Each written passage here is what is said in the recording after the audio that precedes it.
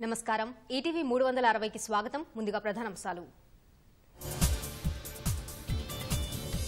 ధాన్యం కొనుగోలులో రైతుల్ని ఇబ్బంది పెట్టొద్దన్న సీఎం మోసం చేస్తే లైసెన్సులు రద్దు చేస్తామని హెచ్చరిక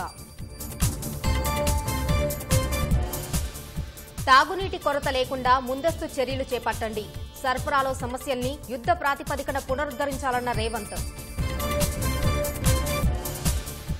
నాగార్జున సాగర్ లో నీటిని పొదుపుగా వాడాలన్న కేఆర్ ఎంపీ తెలంగాణకు 8.5 ఏపీకి 5.5 టీఎంసీల కేటాయింపు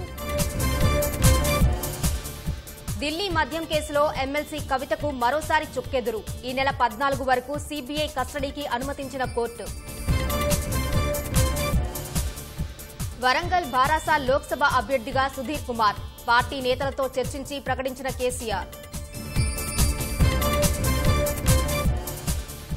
ఎన్నికల్లో గెలుపు కోసం ప్రచార పదును పెంచిన అధికార విపక్షాలు వ్యూహ ప్రతివ్యూహాలతో ప్రజల్లోకెళ్తున్న నేతలు